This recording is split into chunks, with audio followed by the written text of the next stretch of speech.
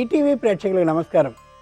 శుభమస్తు కార్యక్రమంలో ఈరోజు గ్రహఫలం అంశానికి స్వాగతం.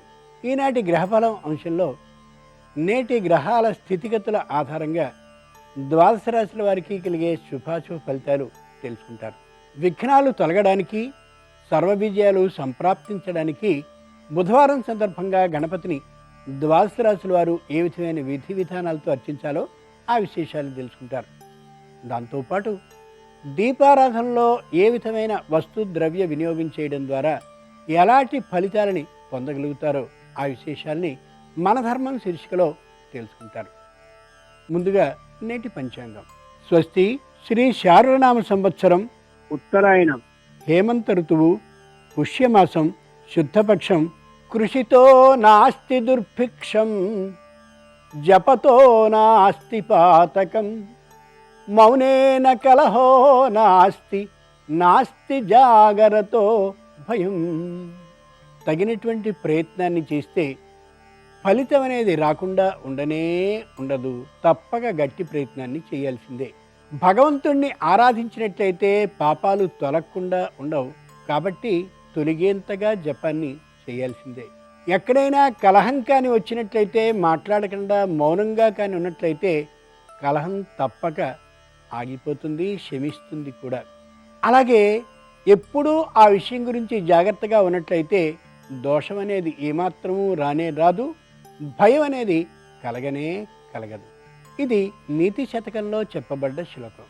ఇక క్రమంగా మేషాది ద్వాదశ రాశుల వారి ఫలితాలని పరిశీలించి చూద్దాం. ముందుగా మేషరాశి.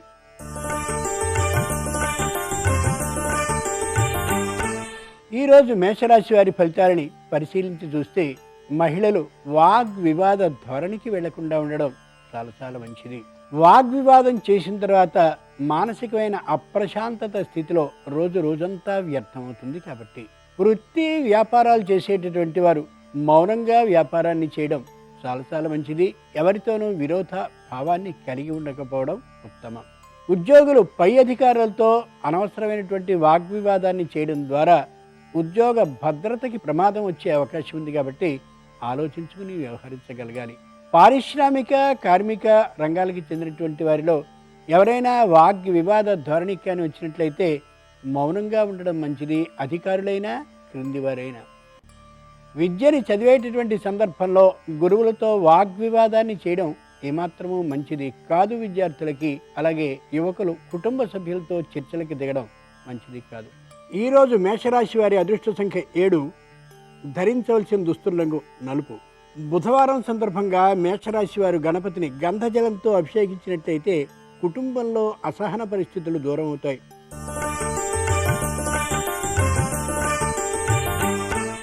ఈరోజు వృషభ రాశి వారి ఫలితాలని పరిశీలించి చూస్తే మానసికమైనటువంటి ప్రశాంతతకి ప్రాముఖ్యాన్ని ఇస్తూ కనిపిస్తారు మహిళలు. వృత్తి వ్యాపారాలను చేసేటటువంటి వారు న్యాయస్థానంలో రాబోయేటటువంటి విజయం కోసం ఎదురు చూస్తూ ఉంటారు. ఉద్యోగులు ఏ విధమైనటువంటి వ్యతిరేక భావము లేకుండా ఉండాలని, విసుగు, చిరాకు, కోపాలు లేకుండా ఉద్యోగాన్ని చేసుకోవాలని, పని ఒత్తిడి ఉన్నప్పటికీ కూడా నిశ్చయంతో ఉంటారు. కార్మిక, పారిశ్రామిక రంగానికి చెందినటువంటి వారు పూర్తి సహనభావంతో ఉంటారు. యువకులు ఏ విధమైనటువంటి ఉద్యోగము ఇంకా రాకపోయినప్పటికీ కూడా మానసికమైన అనిశ్చిత స్థితితో కాకుండా తప్పక ఉద్యోగం లభించగలదనే మనోధైర్యంతో ఉంటారు. ఈరోజు వృషభ రాశి వారి అదృష్ట సంఖ్య 9. ధరించవలసిన దుస్తుల రంగు తెలుపు. బుధవారం సందర్భంగా వృషభ రాశి వారు గణపతిని పసుపు జలంతో అభిషేకించినట్లయితే దృష్టి దోషాల నివారణ జరుగుతుంది.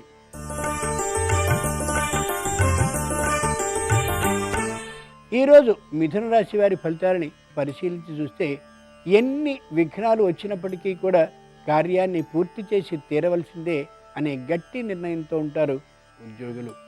మహిళల్లో సానుకూల దృక్పథం ఉంటూ సహనభావం బాగా ఉంటుంది.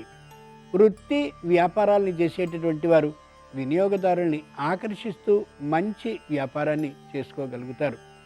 కార్మిక, పారిశ్రామిక రంగానికి చెందినటువంటి వారు సంస్థ అభివృద్ధి కోసమని తప్పక పనిచేయాలనే అభిప్రాయంతో ఏకాగ్రతా భావంతో ఉంటారు. యువకులు తమదైనటువంటి శక్తిని మొత్తాన్ని వినియోగించి తప్పక తమకు ఇవ్వబడ్డటువంటి పనిని పూర్తి చేసి కీర్తి ప్రతిష్టలని అలాగే గౌరవాన్ని పొందాలనే ఊహతో ఉంటారు. ఈరోజు మిథున రాశి వారి అదృష్ట సంఖ్య 3. ధరించవలసిన దుస్తుల రంగు ఆకుపచ్చన. బుధవారం సందర్భంగా మిథున రాశి వారు గణపతిని కుంకుమ జలంతో అభిషేకించినట్టయితే చేపట్టిన పనుల్లో విజయం సిద్ధిస్తుంది.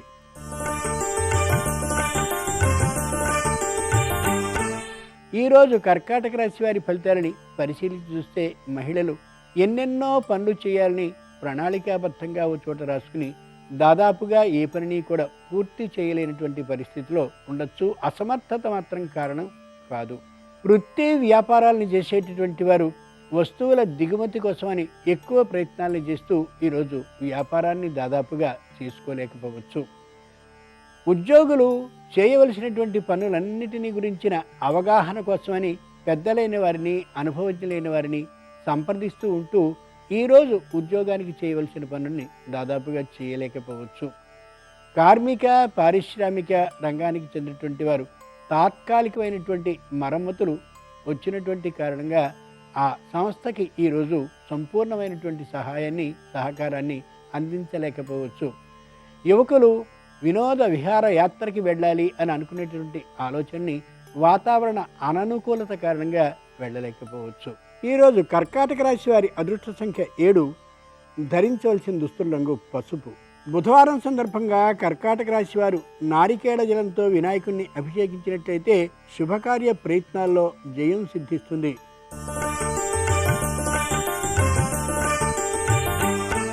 ఈరోజు సింహరాశి వారి ఫలితాలని పరిశీలించి చూస్తే మహిళలు ఆచి తూచి అడుగు వేయడం ఎంతైనా అవసరం. వృత్తి వ్యాపారాలు చేసేటటువంటి వారు మౌనంగా ఉండడం, తక్కువ మాట్లాడడం చాలా అవసరం.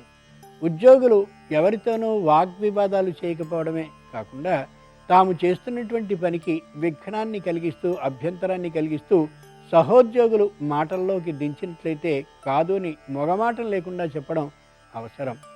కార్మిక పారిశ్రామిక రంగానికి చెందినటువంటి వారు తమ పని మీదే దృష్టిని కేంద్రీకరించడం ద్వారా సకాలంలో ఇయ్యబడ్డటువంటి పనిని పూర్తి చేసుకోగలుగుతారనే విశేషాన్ని గుర్తించాలి. యువకులు తమదైనటువంటి శైలితో పనులన్నింటినీ చేస్తున్నప్పటికీ కూడా దూకుడుతనాన్ని తగ్గించడం ఎంతైనా అవసరం ఈ రోజున. ఈరోజు సింహరాశి వారి అదృష్ట సంఖ్య 2. ధరించవలసిన దుస్తుల రంగు పసుపు పచ్చన. బుధవారం సందర్భంగా సింహరాశి వారు గణపతిని గోక్షీరం అంటే ఆవు పాలతో అభిషేకించినట్లయితే ఆదాయ మార్గాలు సానుకూలపడతాయి.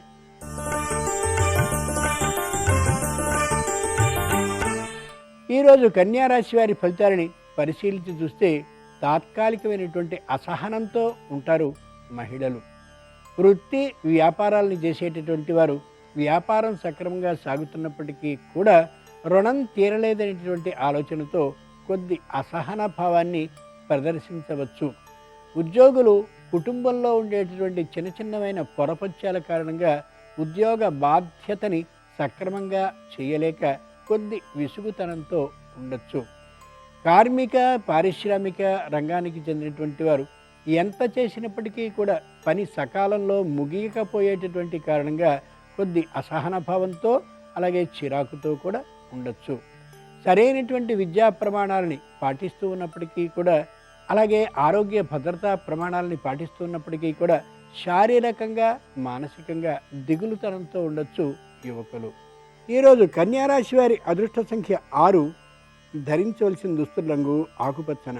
బుధవారం సందర్భంగా కన్యారాశి వారు గణపతిని పుష్ప జలంతో అభిషేకించినట్లయితే స్థిరమైన ఆస్తి కొనుగోలు ప్రయత్నాలు సానుకూలపడతాయి.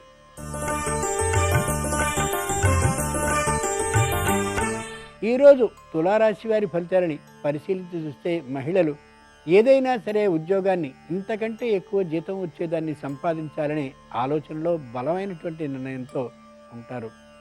వృత్తి వ్యాపారాలను చేసేటటువంటి వారు వ్యాపార విస్తరణ కోసమని ఏ విధమైన ఆలోచనల్ని చేయాలో ఆ ఆలోచనల విషయంలో అడుగులు వేస్తూ ఉండొచ్చు.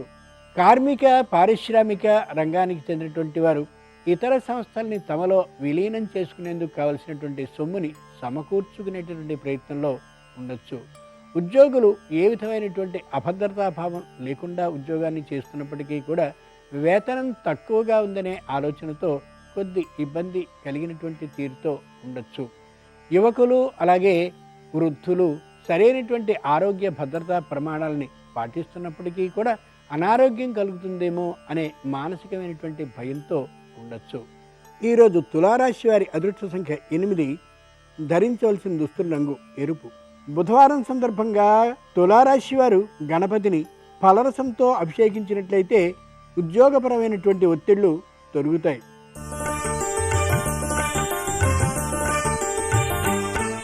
ఈరోజు వృశ్చిక రాశి వారి ఫలితాలని పరిశీలించి చూస్తే స్వదేశంలో ఉన్నటువంటి వారు విదేశాలకి, విదేశాల్లో ఉన్నటువంటి వారు స్వదేశానికి రాలేనటువంటి పరిస్థితి గోచరించవచ్చు.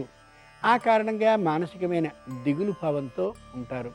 వృత్తి వ్యాపారాలను చేసేటటువంటి వారికి ఏమాత్రము వ్యాపారం కలిసి రానటువంటి కారణంగా మానసికంగా నిరుత్సాహంగా ఉండొచ్చు. ఉద్యోగులు ఎంత తాము పనిచేస్తున్నప్పటికీ కూడా పై అధికారుల ప్రశంసలు కానీ, పై అధికారుల సూచనలు కానీ లేనటువంటి కారణంగా మానసికమైన అశాంత భావంతో ఉండొచ్చు. కార్మిక పారిశ్రామిక రంగానికి చెందినటువంటి వారు తరచు పనులకి విఘాతం కలుగుతూ ఉండేటువంటి సందర్భంగా పని పూర్తి చేసుకోలేకపోతున్నామనే దిగులుతో ఉండొచ్చు. వృద్ధులు ఆరోగ్య భద్రతా ప్రమాణాలని పాటిస్తూ ఔషధాల సంఖ్య పెరుగుతున్న కారణంగా కొద్ది చిరాకు భావంతో కనిపించవచ్చు. ఈరోజు వృశ్చిక రాశి వారి అదృష్ట సంఖ్య 6, ధరించవలసిన దుస్తుల రంగు నలుపు. బుధవారం సందర్భంగా వృశ్చిక రాశి వారు గణపతిని విభూతి జలంతో అభిషేకించినట్టయితే వృత్తిపరమైన సమస్యలు తొలగిపోతాయి.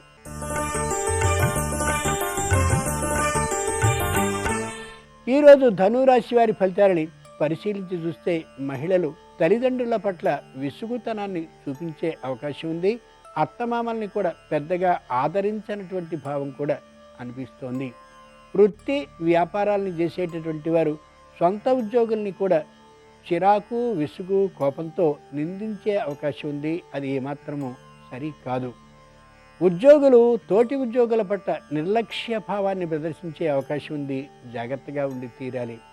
కార్మిక పారిశ్రామిక రంగానికి చెందినటువంటి వారు ఎంత పనిని చేస్తున్నప్పటికీ కూడా ఆ పని ముగియనటువంటి కారణంగాను, సరైన తీరులో ముగుస్తూ ఉండనటువంటి కారణంగాను కొద్ది మానసికమైనటువంటి దిగులుతనంతో ఉండొచ్చు.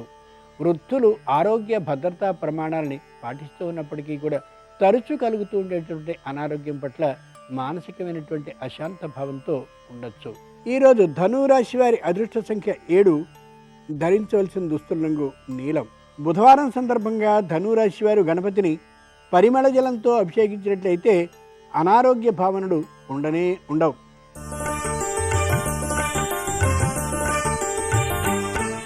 ఈరోజు మకర రాశి వారి ఫలితాలని పరిశీలించి చూస్తే వ్యాపారాన్ని బాగా విస్తరింప చేయడం కోసమని ఎక్కువ ధనాన్ని లక్ష్యభావం లేకుండా ఖర్చు పెట్టే అవకాశం ఉంది. ఆలోచించుకు మాత్రమే ఖర్చు చేయడం అవసరం.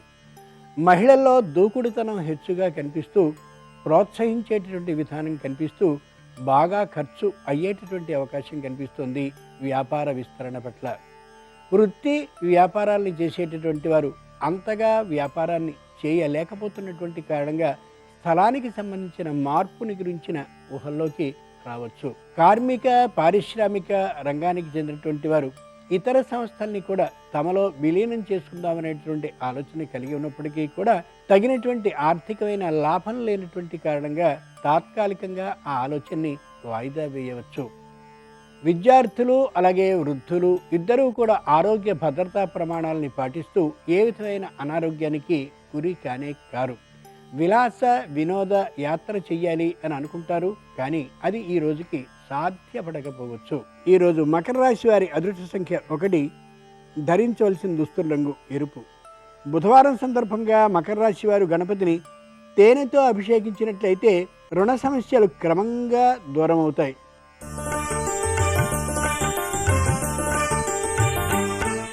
ఈరోజు కుంభరాశి వారి ఫలితాలని పరిశీలించి చూస్తే మహిళలు తమలో ఉన్నటువంటి అభిప్రాయాన్ని స్పష్టంగా కుటుంబ సభ్యులకి చెప్పకపోవచ్చు. ఆ కారణంగా అనవసరమైన వాగ్వివాద స్థితి కుటుంబంలో ఏర్పడవచ్చు. ఉద్యోగులు తాము చేస్తున్నటువంటి పనిని సకాలంలో ముగించి ఆ మీదట కాలక్షేపాన్ని చేస్తూ ఉండేటువంటి సందర్భంగా పై అధికారుల దృష్టిలో వ్యతిరేక భావంతో ఉండొచ్చు. వృత్తి వ్యాపారాలను చేసేటటువంటి వారు వాతావరణ అననుకూలత కారణంగా తొందరగా వ్యాపార సంస్థని ముగించేసేటటువంటి కారణంగా కుటుంబ సభ్యుల ఆగ్రహానికి గురి కావచ్చు. కార్మిక పారిశ్రామిక రంగానికి చెందినటువంటి వారు ఎక్కువసేపు పనిచేయలేనటువంటి స్థితిలో వాతావరణ అననుకూలత కారణంగా ఉండొచ్చు. ఇంట్లో ఉండేటటువంటి వృద్ధులు అలాగే విద్యార్థులు ఇంకా ఇతరులైనటువంటి ఆప్తులు బంధువులు వస్తూ పోతూ ఉండేటటువంటి కారణంగా కుటుంబ సభ్యులకి శారీరకమైనటువంటి శ్రమ హెచ్చుగా ఉండే అవకాశంతో పాటు అనారోగ్య భయం కూడా లోపల కలగవచ్చు. ఈరోజు కుంభరాశి వారి అదృష్ట సంఖ్య 5, ధరించవలసిన దుస్తుల రంగు నలుపు. బుధవారం సందర్భంగా కుంభరాశి వారు గణపతిని చందన జలంతో అభిషేకించినట్టయితే కుటుంబంలో ఆహ్లాదకర పరిస్థితులు కలుగుతాయి.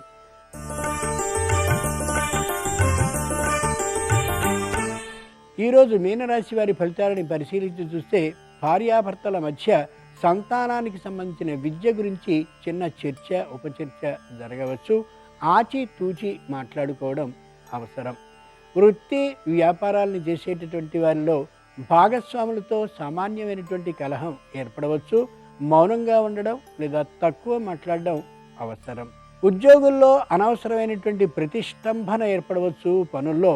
అలా లేకుండా ఎప్పటి పనిని అప్పుడు ముగించుకోవడం వల్ల ఇబ్బందులు తలెత్తకుండే అవకాశం ఏర్పడుతుంది. కార్మిక పారిశ్రామిక రంగానికి చెందినటువంటి వారికి వేతన ఆధిక్యం కావాలనే అభిప్రాయంతో మానసికమైనటువంటి విరోధభావం సంస్థ మీద ఏర్పడవచ్చు. వృద్ధులు అలాగే యువకులు ఇంకా ఆప్తులు బంధువులు అయినటువంటి వారి రాకపోకల కారణంగా శారీరకమైనటువంటి శ్రమ ఉన్నప్పటికీ కూడా మానసికమైనటువంటి ఆనందాన్ని పొందుతూ కనిపిస్తారు కుటుంబ సభ్యులు. ఈరోజు మీనరాశి వారి అదృష్ట సంఖ్య 2, ధరించవలసిన దుస్తుల రంగు తెలుపు. బుధవారం సందర్భంగా మీనరాశి వారు గణపతిని చెరకు రసంతో అభిషేకించినట్లయితే ఆందోళనకర పరిస్థితులు దూరం అవుతూ ఉంటాయి. దీపారాధనలో ఏ విధమైన వస్తు ద్రవ్య వినియోగం చేయడం ద్వారా ఎలాంటి ఫలితాలని పొందగలుగుతారో ఆ విశేషాల్ని మన ధర్మం శీర్షికలో తెలుసుకుంటారు.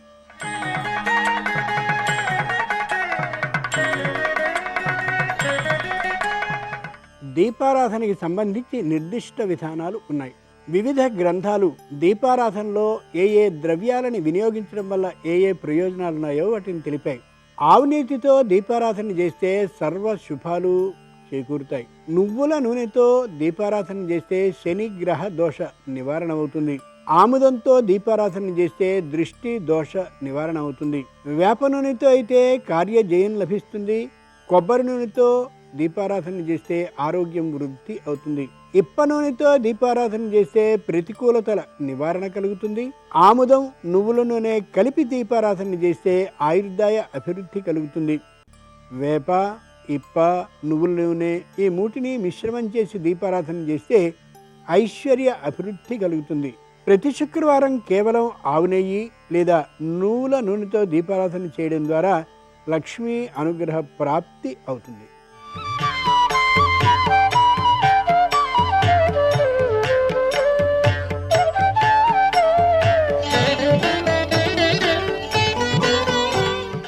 శుభమస్తు కార్యక్రమంలో గృహబలం అంశానికి స్వాగతం. అదృష్టం దురదృష్టం ఈ రెండూ కూడాను చాలా విశేషకరమైన ప్రభావాన్ని ప్రసాదిస్తూ ఉంటాయి మానవుడికి.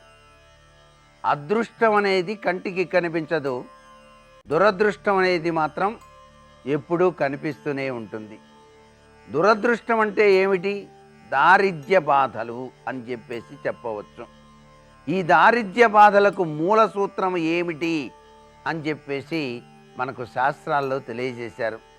ముఖ్యంగా ప్రతి చిన్న విషయానికి భయపడటం, అలాగే ఏ విషయం పట్ల కూడాను శ్రద్ధ అనేటువంటిది లేకపోవటం, అలాగే లేనిపోని విధి విధానాలు ఆలోచిస్తూ కాలాన్ని వృధాగా గడపటం, కాలక్షేపం చేయటం, మాట్లాడితే నిద్రపోవటం, అతి నిద్ర అనేటువంటిది దరిద్ర హేతువు అన్నారు. దొరికిందల్లా తినటం, వృధాగా ధనాన్ని ఖర్చు చేయటం, ఇతరుల విషయాలలో ఎక్కువగా ఆసక్తి చూపించటం, ఎవరి పట్ల ప్రేమాభిమానాలు గౌరవం లేకపోవటం, ఇవన్నీ కూడాను దారిద్ర్యానికి సూచికాలుగా మనకు శాస్త్రాల్లో చెప్పారు. కాబట్టి ఇత్యాది విషయాలన్నీ కూడాను లేకుండా సత్సాంగత్యము, సత్ప్రవర్తన, సద్విశ్వాస లక్షణాలతో ఎవరైతే గృహంలో నివసిస్తారో వారి ఇంట లక్ష్మీదేవి తన దివ్యవంతమైన అనుగ్రహాన్ని ప్రసాదించి అదృష్టాన్ని కలిగింపచేస్తుంది. అందుకే అదృష్టం రావాలంటే తప్పనిసరిగా ఈ దురదృష్ట లక్షణాలన్నింటినీ కూడాను పోగొట్టుకోవాలి ప్రతి వాళ్ళు కూడాను. వివాహం కావలసినటువంటి యువతీ యువకులు త్వరగా వివాహం కావటానికి ఇంటిలో ఏ దిక్కున నిద్రిస్తే సఫలీకృత లక్షణం వస్తుందో కూడా వాస్తుశాస్త్రం మనకు తెలియజేసింది. ఉత్తర, పడమర, వాయువ్య కోణంలో ఉండటం వల్ల త్వరగా పెళ్ళి అయ్యేటువంటి అవకాశం ఉంటుంది అంటోంది వాస్తుశాస్త్రం. వారు పడుకునేటువంటి మంచం పడమటి గోడకు ఆనించి ఉంచటం, తూర్పు లేదా దక్షిణ దిశగా మూలను ఉంచి నిద్రించటం మంగళకరమైనటువంటి ప్రభావాన్ని కలిగింపచేస్తుంది. వివాహాది శుభకార్యాలు త్వరగా సిద్ధించటానికి వాస్తుశాస్త్ర ప్రభావాన్ని కూడాను ప్రతి ఒక్కరూ కూడా ఆచరించక తప్పదు.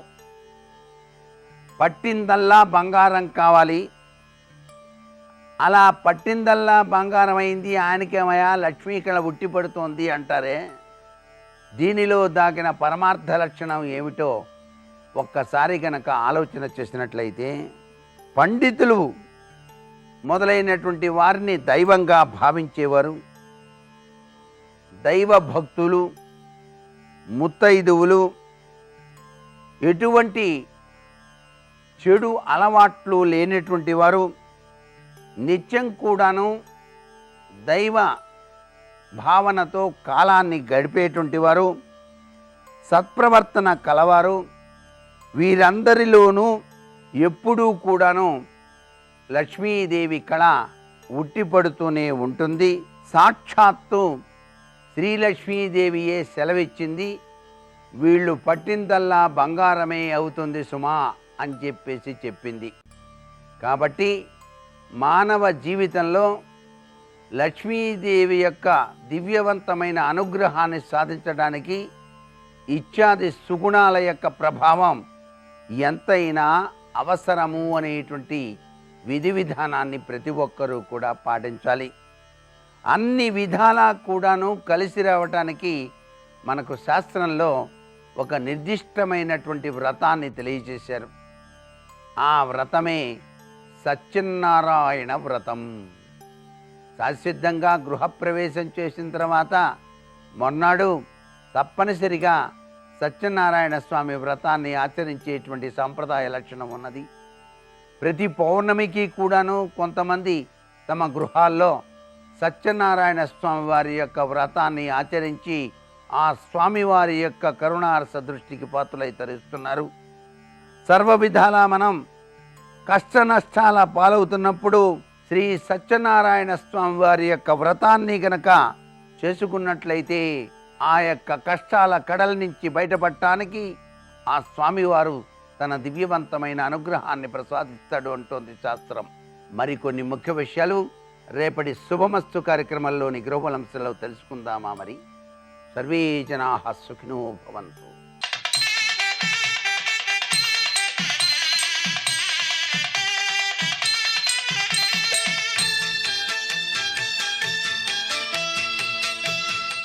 ఈటీవీ ప్రేక్షకులకు నమస్కారం. శుభమస్తు కార్యక్రమంలో శ్రీరస్తు అంశానికి స్వాగతం. ఈరోజు పౌష్యమాసం శుక్లపక్షం సప్తమి తిథి బుధవారము రేవతి నక్షత్రం. బుధవారము విష్ణు సంబంధమైనటువంటి వారము. బుధుడు అధిపతిగా ఉన్నటువంటి ఈ రోజున ప్రజ్ఞా వివర్ధన కార్తికేయ స్తోత్ర పారాయణం చేయటం ద్వారా ఆలోచనలు పెరుగుతాయి, నైపుణ్యం పెరుగుతుంది. అలాగే చక్కటి ఊహాశక్తి, ప్రతిభ ఇవన్నీ ప్రాతకాలంలో ప్రజ్ఞా వివర్ధన కార్తికేయ స్తోత్ర పారాయణం ద్వారా కలుగుతాయి అని మనకు రుద్రయామలము అనేటువంటి గ్రంథము చెబుతోంది. మరి సప్తమి తిథి అధ్యయనం చెయ్యటానికి అనుకూలమైనటువంటి తిథి. సప్తమి తిథి విద్యా సంబంధమైనటువంటి సిద్ధి కలిగించటానికి అనుకూలమైనటువంటి తిథి. అందులో రేవతి నక్షత్రము గురు సంబంధమైనటువంటి నక్షత్రము కావటం, సర్వార్థ సిద్ధిని కలిగింపచేసేటువంటి అనేకమైనటువంటి అంశాలు ఈ రోజులో మనకు కనిపిస్తూ ఉన్నాయి. అందువల్ల పిల్లలు ఎవరైతే ఉంటారో, పోటీ పరీక్షలకు ప్రిపేర్ అయ్యేటువంటి వారు, ఉద్యోగాల కోసం ప్రిపరేషన్ ఆరంభం చేయాలనుకునేటువంటి వారు, వీరంతా ఈ రోజున చక్కగా ఇంట్లో కూర్చొని ప్రజ్ఞా వివర్ధన కార్తికేయ స్తోత్ర పారాయణము ఆరంభం చేసి ఈ రోజున మొదలుపెట్టి రోజుకు 11 సార్లకు తక్కువ కాకుండా 1 నిమిషంలో ఒకసారి చేయొచ్చండి పారాయణం. 11 నిమిషములు 11 సార్లు పారాయణం అవుతుంది ప్రజ్ఞా వివర్ధన కార్తికేయ స్తోత్రము. మరి ఈ సప్తమి తిథి నాడు ఈ రోజున చక్కగా ప్రదోషకాలంలోనైనా సరే, సంధ్యాకాల సమయంలోనైనా సరే ఈ పారాయణం చెయ్యండి. తద్వారా మంచి బుద్ధిని, మంచి ప్రజ్ఞాశక్తిని, ఊహాశక్తిని, మంచి ఆలోచనలను పెంచుకునేటువంటి చక్కటి ప్రజ్ఞను వృద్ధిపరచుకోండి.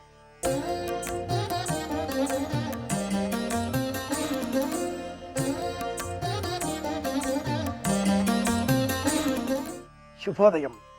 శుభమస్తు కార్యక్రమంలో విజయోస్తు అనే అంశానికి స్వాగతం. జాతక చక్రంలో కుజగ్రహ దోషం అనగానే అందరూ ఉలిక్కి పడతారు. ఎందుకలా? వివాహం జరిపే సమయంలో వధూవరులకు ఇరువురికి కూడా ఒకరికి కుజగ్రహ దోషం ఉంటే మరి ఒకరికి కూడా కుజగ్రహ దోషం ఉందా లేదా అని చూస్తారు. ఎందుకలా? కుజగ్రహ సంబంధ దోషాలు అధికంగా ఉంటే గుండె వ్యాధులు లేక గుండె జబ్బులు వచ్చే ప్రమాదాలు ఏమైనా ఉన్నాయా? కుజుడు, కుజగ్రహం అంటాం మనం, మాటపైన ప్రభావం చూపిస్తాడా? ఆరోగ్యం పైన ప్రభావం చూపిస్తాడా? వివాహపరమైన చిక్కులు తెచ్చిపెడతాడా? ఏ విధమైన పరిష్కారం అనుసరిస్తే కుజగ్రహ దోషాలు శాంతిస్తాయి, కుజుడు మేలు కలిగించేవాడుగా మారతాడు అనే ప్రశ్నలు వేసుకుంటే, ధరణి గర్భ సంభూతం విద్యుత్ కాంతి సమప్రభం కుమారం శక్తి హస్తం తం మంగళం ప్రణమామ్యహం అని మనకు నవగ్రహ స్తోత్ర రత్నావళి ఈ కుజగ్రహాన్ని ఇలా స్తోత్రం చేస్తుంది. మంగళకరుడు, మంగళుడు అన్న పేరు కూడా ఈ కుజగ్రహానికి ఉంది. ఆధునికులు, శాస్త్రవేత్తలు కుజగ్రహం పైన అనేక విధాలుగా ఉండేటటువంటి రాకెట్లను పంపించి అక్కడ మట్టి ఉంది, వాతావరణం ఉంది, మానవ నివాస యోగ్యమైన అవకాశాలు ఉన్నాయా అంటూ పరిశోధనలు చేస్తున్న నేపథ్యంలో ఇది ఒక గ్రహం మనపైన ప్రభావం చూపిస్తుందా అనేటటువంటి సైద్ధాంతికపరమైన విభేదాలతో కూడుకున్న అత్యంత పురాతనమైన జ్యోతిష శాస్త్రంలో వచ్చే ఫలితాంశాల బేరీజు ఏమిటి? జీవితంలో మనం తీసుకునేటటువంటి నిర్ణయాలలో వివాహం ముఖ్యమైనది, గుండె జబ్బులు, వ్యాధులు, ఆరోగ్యాలు ఇవి కూడా ముఖ్యమైనవి, మాట కూడా ముఖ్యమైనది అనుకున్న తరుణంలో అది ఒక గ్రహం, దాని ద్వారా మనకు జబ్బులు రావడం ఏమిటి, జీవితంలో సమస్యలకు అన్నిటికీ కూడా ఆగ్రహం కారణం ఏమిటని చెప్పడం ఏమిటా అంటూ ఉంటే, సనాతన ధర్మం అంత దూరంలో ఉన్న ఆ కుజగ్రహం నుంచి వెలువడేటటువంటి కిరణాలను లెక్కబెట్టింది. సౌరకాంతి ఈ భూమిపైన చేరడానికి 8 నిమిషాలకు పైగా కొన్ని సెకండ్లు అనుకునే నేపథ్యంలో గ్రహాల నుంచి కూడా ఇలాంటి కిరణాలు వస్తాయి అని తెలిసినటువంటి ప్రాచీన ఋషులు, వారినే మనం ఆధునికంగా సైంటిస్టులు, శాస్త్రవేత్తలు చెబుతూ ఉంటాం. ఆ నీడలు, ఆ కిరణాలు బేరీజు వేసినటువంటి సనాతన సిద్ధాంతులు, శాస్త్రవేత్తలు ఆ గ్రహ దృష్టి పడిన నేపథ్యంలో మన మనస్సు కొంచెం ఆందోళనకు గురి అవుతుంది అంటూ కనుక్కున్నారు. మంగళకరుడు, మంగళవారానికి కుజుడు అధిపతి, బుధవారానికి బుధగ్రహం అధిపతి అంటూ వారాలన్నింటికీ కూడా ఇలా గ్రహాలకు సంబంధించిన ఆధిపత్యాలను అందించి ఆ పదార్థాలను కూడా వారికే ప్రతీకాత్మకంగా సూచించి ఏ ఏ పదార్థాలు ఏ గ్రహాలకు ప్రతీకాత్మకంగానో విశ్లేషణ చేసి ఆ పిదప శరీరంలో ఉండే ఒక అసమతౌల్య స్థితిని తొలగించి సమతౌల్యత సాధించుకునే నిమిత్తమై ఆయా పదార్థాలను ఆయా గ్రహాలకు ప్రతీకాత్మకంగా సూచించి మనం స్వీకరించాలి అంటూ పరిహార మార్గాన్ని పరిష్కారాలుగా సూచించారు. ఇందులో కుజగ్రహంతో వచ్చే ఇబ్బంది గుండె పైన ఒత్తిడి పెరగడం, ధమనులు సిరలు అన్న పేరిట శరీరంలో తెలుపు రక్తమును ఎరుపు రక్తమును కొనసాగింపజేసేటటువంటి 72,000 రక్తనాడులు ఈ వ్యవస్థను ఒక క్రమ పద్ధతిలో నిర్వహిస్తూ ఉండగా కుజగ్రహ దోషం ఏర్పడితే అన్న మాటకు అర్థం మన శరీరంలో రక్తం ప్రవహించేటటువంటి వేగం పెరగడం. ఈ పెరిగినందువల్ల హైపర్ టెన్షన్ అంటాం, రక్తపోటు అంటాం, గుండె కొట్టుకునే వేగం నిమిషమునకు 72 సార్లు కాస్త 80 సార్లుగా మారింది అంటూ ఉంటాం. ఒక రోజులో 1440 నిమిషాలు ఉంటాయి. ఒక నిమిషానికి 72 సార్లు ఈ గుండె వేగంతో మన భాషలో లబ్ డబ్ అని కొట్టుకుంటూ ఉంటుంది. ఈ 72ని రెట్టింపు చేస్తే కలిగే సమయం సంఖ్య 1440. ప్రాచీనులు ఇంత సూక్ష్మంగా పరిశీలన చేస్తారు కనుకనే కుజ సంబంధంగా చేసేటటువంటి స్తోత్రపాఠాదులు ధరణే గర్భ సంభూతం విద్యుత్ కాంతి సమప్రభం 72 సార్లు జపం చేయాలి అన్నారు.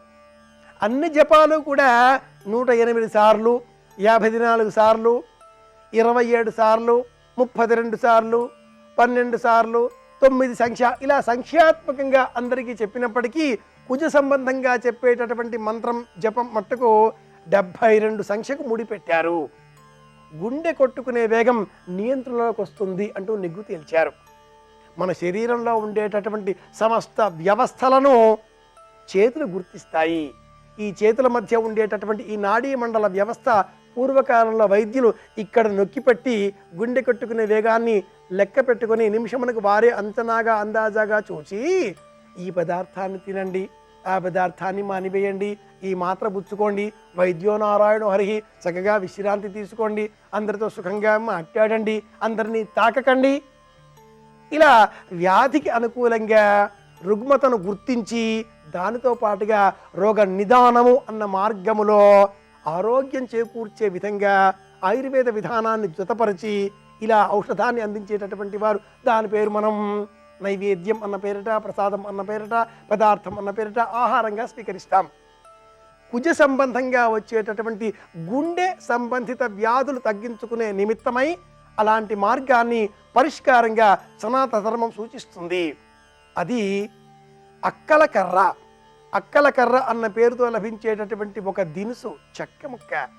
ఆ పదార్థాన్ని నీటిలో వేసి బాగా మరిగించి కషాయంగా మార్చి ప్రతిరోజు కూడా ఒక చెంచా ఔషధంగా ఉదయం స్వీకరిస్తే గుండె కొట్టుకునే వేగం నియంత్రణలోకి వస్తుంది. అలా అక్కల కర్ర లభించని పక్షంలో సాధారణంగా లభించేటటువంటి దినుసు మన ఇంట్లో ఉండేటటువంటిది దాల్చిన చెక్క. ఒక్క దాల్చిన చెక్క ముక్క దవడను పెట్టుకొని ఆ రసాన్ని పీలుస్తూ ఉన్న కొద్దీ గుండె కొట్టుకునే వేగం నియంత్రణలోకి వస్తుంది. విజయోస్తు అన్న పదం మనం వినాలి అన్నా, మనం విజయం పొందాలి అన్నా మనపైన మనకు నియంత్రణ ఉండాలి. మనం కోపాన్ని అదుపులో పెట్టుకోవాలి, గుండెను కాపాడుకోవాలి, ప్రశాంతతను స్వీకరించాలి. ఎంత కోపం వచ్చినా కూడా మనం నవ్వుతూనే ఉండాలి. అంటే కుజగ్రహ అనుకూలత కోరి పరిష్కారంగా దాల్చిన చెక్క వేసిన నీటిని తాగాలి, లేదా దాల్చిన చెక్క ముక్కని దవడను పెట్టుకొని ఆ రసాన్ని స్వీకరిస్తూ ఉండాలి. ఎదుటివారికి కోపం వచ్చినప్పుడు నా కోపం వచ్చింది, నేను నీతో మాట్లాడను అని వాళ్ళంటే మీరు మాట్లాడకండి, నేను మాట్లాడతాను అంటూ మనం స్వాంతవనపరచాలి. మీకు ఎందుకు కోపం వచ్చిందో నాకు అర్థం కావడం లేదు, కానీ కాసేపు అయ్యాక మళ్ళీ కలుసుకుంటాను అంటూ ఒక చిరునవ్వుతో అక్కడి నుంచి మనం చాటుకు వెళ్ళాలి. ఇది విజయోస్తు అన్న పదాన్ని మనం వినడానికి యోగ్యత కలిగించేటటువంటి పరిష్కార విధానం అవుతుంది.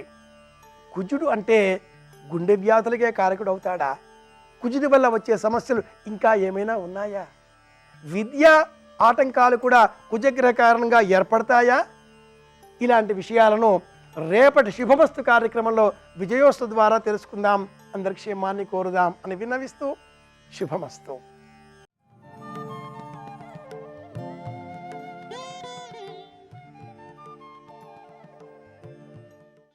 వినరో భాగ్యము విష్ణు కథా, వినరో భాగ్యము విష్ణు కథా, వెనుబలమిదేవో విష్ణు కథా. వెంకటేశ్వరుని యొక్క మూర్తి ఎవ్వరూ చెక్కినది కాదు. ఏ దేవతలు దాన్ని తయారు చేయలేదు, విశ్వకర్మ తయారు చేయలేదు.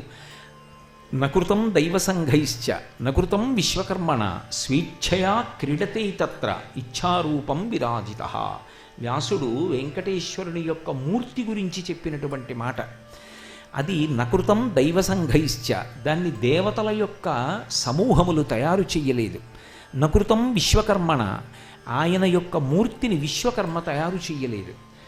స్వేచ్ఛయా క్రీడతే తత్ర, ఆయన అక్కడ మూర్తిగా నిలబడ్డాడని చెప్పి ఆనందనిలయ విమానంలోనే వెంకటేశ్వర స్వామి ఉన్నారని మీరు అనుకుంటే పొరపాటు. స్వేచ్ఛయా క్రీడతే, ఆయన ఇష్టమొచ్చినట్టుగా ఆయన ఆడుకుంటూ ఉంటాడు ఆ కొండ మీద. మీకు తెలియకపోవచ్చు, కానీ మీరు ఆర్తితో పిలిస్తే పలకడానికి దగ్గరే ఉంటాడు. అందుకే మీరు ఇప్పటికీ చూడండి, ఏడుకొండల మీద కొద్ది రోజుల క్రితం పుట్టినటువంటి పసిపిల్లల దగ్గర నుంచి పరమ వృద్ధులైనటువంటి వాళ్ళ వరకు అందరూ కొండ మీదకి వెడతారు. అందరికీ ఉండడానికి ఆవాసం దొరకదు. అంత చలిలో ఎక్కడ పడితే అక్కడ రహదారుల మీద కూడా పడుకుంటారు. కానీ తిరుమల కొండ మీద ఎవరికైనా ఏదైనా ప్రమాదం జరిగిందని, జబ్బు ఎక్కువైపోయిందని, చలిగాలికి ప్రమాదం సంభవించిందని మీరు ఎప్పుడైనా ఎక్కడైనా విన్నారా? ఉండదు. అది దివ్యశక్తితో కూడుకున్నటువంటి ఆరామం. ఆయన అక్కడ ఎప్పుడూ తిరుగుతూ ఉంటాడు. స్వేచ్ఛయా క్రీడతే తత్ర, ఎవరు పరమ భక్తితో పిలిచారో వాళ్ళ కోసం పరుగు పరుగున బయటికి వస్తాడు. ఒకసారి కాదు, ఎన్ని మాటలు జరిగిందో అది దృష్టాంతం. ఎన్ని మాటలు జరిగిందో. ఒకప్పుడు ఆ పాండురంగడి పట్ల అపారమైనటువంటి భక్తి కలిగినటువంటి పురంధరదాస్ గారు వెంకటాచలంలో అన్నదానం చేస్తున్నారు. అన్నదానం చేస్తున్న సమయానికి ఆయన దగ్గరున్న సేవకుడు కనపడలేదని గట్టిగా పిలిచారు. ఆ సేవకుడు స్నానానికి వెళ్ళాడు. వెంకటేశ్వర స్వామి వారు గబగబా సేవకుడు రూపంలో వచ్చి వడ్డన చేస్తుంటే ఆయనకి కోపం వచ్చి ఎక్కడికి పోయారో అని ఒంగో పెట్టి వీపు మీద కొట్టారు. వీపు వాచిపోయింది. ఆయన ఎంతోమందిని అనుగ్రహించారు. ఎంతోమందిని ఎన్నో కారణాల చేత రకరకాల రూపాలతో ఆడుకుని కనపడ్డారు. ఇప్పటికీ మీకు వెంకటేశ్వరుని యొక్క మూర్తి వంక చూస్తే చాలు, ఆయన స్వేచ్ఛయా క్రీడతే తత్ర, ఆయన ఎంత స్వేచ్ఛగా క్రీడించాడు అనేటటువంటి విషయం సుస్పష్టంగా అవగాహన అవుతుంది. అందుకే మీరు చూడండి, వెంకటేశ్వరుని యొక్క మూర్తిలో ఈ చుబుకం మీద పచ్చకర్పూరంతో బొట్టు పెట్టి ఉంటుంది. ఆ పచ్చకర్పూరంతో బొట్టు ఉండడానికి ఒక ప్రధానమైన కారణం ఉంది. అనంతాచార్యుల వారని మీరు ఇప్పటికీ మాడవీధుల్లో స్వామివారు సహస్రదీపాలంకార సేవ తర్వాత బయలుదేరుతారు. బయలుదేరి ఆ మాడవీధుల్లో వెడుతున్నప్పుడు, ఆ మొట్టమొదట మాడవీధుల్లో వెళ్ళినప్పుడు ఎడంచేతి వైపుకు వెడితే అనంతాచార్యుల వారిని ఆయన బృందావనం కనపడుతుంది. ఇప్పటికీ ఆయన వెంకటేశ్వర స్వామి వారిని సేవించాలని పొగడ చెట్టు రూపంలో ఉంటారు. రామానుజాచార్యుల వారి మీద ఉన్నటువంటి అపారమైన భక్తితో ఆయన ఆ లోపల ఒక కోనేరు కట్టారు. ఇప్పటికీ ఆ కోనేరు ఉంది. మీరు లోపలికి వెళ్ళి చూస్తే కనపడుతుంది. ఆ పొగడ చెట్టు కూడా ఇప్పటికీ ఉంది ఆయన బృందావనము. ఆ అనంతాచార్యుల వారు ఒకప్పుడు వెంకటాచలానికి ఎవ్వరూ రానటువంటి సమయంలో, అంటే అంత చలి, అంత వేడి, ఆ సమయంలో అక్కడికి వచ్చి ఉండగలిగినటువంటి పరిస్థితులు లేక ఎవరు వచ్చేవారు కాదు. కానీ భగవద్రామానుజులు అడిగారు, ఎవరైనా వెళ్ళి ఆ కొండ మీద ఉండి పుష్పవాటికని నిర్మాణం చేసి ప్రతిరోజు పూలదండలు కట్టి వెంకటేశ్వరుడికి సమర్పిస్తారా అని. అనంతాచార్యుల వారు గురువుగారి మాట నిలబెట్టడానికి నేను వెడతాను అని బయలుదేరారు. బయలుదేరి భార్య గర్భిణి. ఆ ఆమెని తీసుకుని వెళ్ళి అక్కడ ఉండేటటువంటి ఆ కొండ అంతా తవ్వి రాళ్ళు తీసి పక్కన పోయిస్తున్నారు. పాపం ఆవిడ గర్భిణి. ఈ రాళ్ల తట్టలు అతి కష్టం మీద మోసుకుని వెళ్ళి దూరంగా పోసి మళ్ళీ తట్ట పట్టుకొస్తుండేది. వెంకటేశ్వర స్వామి చూశారు, అయ్యో నాకు రోజు పుష్పకైంకర్యం కోసమని గర్భిణి అయినటువంటి భార్యతో రాళ్ల తట్టలు ఎత్తిస్తున్నాడు, నేను వెళ్ళి సేవ చేస్తానని ఒక బాలుడి రూపంలో వచ్చి అడిగారు. తాత నేను పట్టుకెడతాను రాళ్ల తట్ట అని. నేను మా గురువుగారికి మాటిచ్చాను రా, నువ్వెవరు, మా ఆవిడ చేస్తుంది నేను చేస్తాను వెళ్ళిపోమన్నారు. పాపం ఆవిడ చెమట్లు పట్టి వెడుతుంటే చూడలేక, అమ్మ మీరు ఇక్కడ కూర్చోండి, ఆయన చూడకుండా వెనక నుంచి తట్ట పెట్టి నిండిపోయిన తట్ట పట్టుకుపోతూ ఉంటానని పిల్లవాడి రూపంలో వెంకటేశ్వర స్వామి తీసుకుపోతున్నారు. ఏమిటి గర్భిణి అయిన భార్య ఇంత తొందరగా తట్ట తీసి తట్ట పెట్టేస్తోందని అనంతాచార్యుల వారు వెనక్కి తిరిగి చూశారు. చూస్తే ఈ పిల్లవాడు కనబడ్డాడు. ఈ పిల్లవాడు తట్ట పట్టుకెళ్ళిపోతున్నాడు, వద్దన్నా మాట వినలేదని కోపం వచ్చి పట్టుకుని కొడతానని వెంటపడ్డారు. ఆయన అప్రదక్షిణంగా పరిగెత్తారు ఆ మాడవీధుల్లో. పరిగెత్తినప్పుడు అనంతాచార్యుల వారు కూడా పరిగెత్తారు. పరిగెత్తి ఆయన ఆనందనిలయ విమానంలోకి వెళ్ళిపోతున్నాడు ఆ పిల్లాడు. ఈయనకి కోపం వచ్చి పిల్లాడు గుడిలోకి పారిపోతున్నాడని చేతిలో ఆ కొండ తవ్వుతున్నటువంటి గుణపం విసిరేశారు. విసిరేస్తే గుణపం వెళ్ళి తగిలింది వెంకటేశ్వర స్వామికి, గడ్డం బద్దలై నెత్తురు కారింది. సాయంకాలం పుష్పమాల పట్టుకుని గుళ్ళోకి వెళ్ళారు. ఈ గడ్డం అంతా వాచిపోయి బద్దలై నెత్తురు కారి మాంసం చిమ్మి ఉంది. అర్చకులు తెల్లబోయారు, ఇదేమిటి ఇలా ఎందుకయింది అని. అప్పుడు ఆయన చెప్పారు, అనంతాచార్యులకి సేవ చేయడానికి అడిగితే నన్ను గడ్డం పెట్టి కొట్టాడు, నన్ను గుణపం పెట్టి కొట్టాడు గడ్డం మీద, గడ్డం బద్దలైంది. ఈ కొండ మీద నేను ఉన్నప్పుడు పరమభక్తితో ఉన్న వాళ్ళ చేతి దెబ్బలు కూడా నాకు ఆభరణాలే అని లోకానికి తెలియడానికి పచ్చకర్పూరపు ముద్ద పెట్టండి అని చెప్పారు. అందుకే ఆనాటికి ఈనాటికి కూడా వెంకటేశ్వర స్వామి వారి ధ్రువమూర్తికి ఇక్కడ పచ్చకర్పూరంతో ముద్ద పెడతారు. మీరు ఇప్పటికీ వెంకటాచలంలో స్వామివారి దేవాలయంలోకి రాజద్వారం దాటి ప్రవేశించగానే ఇలా తలెత్తి చూస్తే కుడి చేతి వైపు ఒక గుణపం వేలాడుతూ ఉంటుంది. అనేక భాషలలో దాని పేరు వ్రాసి ఉంటుంది. ఆ గుణపాన్నే వెంకటేశ్వర స్వామి వారి మీదకి అనంతాచార్యుల వారు విసిరారు. ఇప్పటికీ అనంతాచార్యుల వారి యొక్క బృందావనం దగ్గర వాళ్ళ వంశీకులు ఉన్నారు.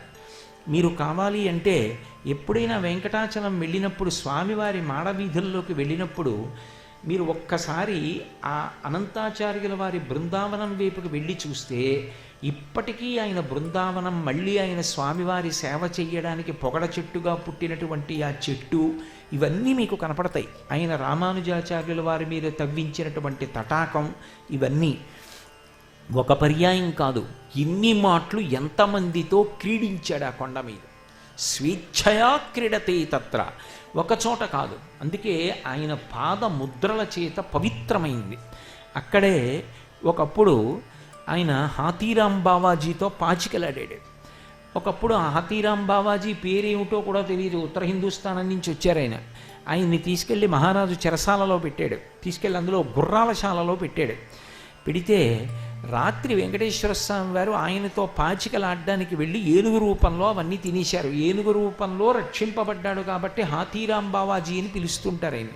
ఇప్పటికీ సహస్రదీపాలంకరణ సేవ జరిగేటటువంటి చోట పక్కన గోడ మీద మీకు పాచికలాడుతున్నటువంటి దృశ్యం చెక్కబడి ఉంటుంది.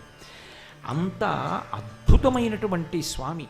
వినరో భాగ్యం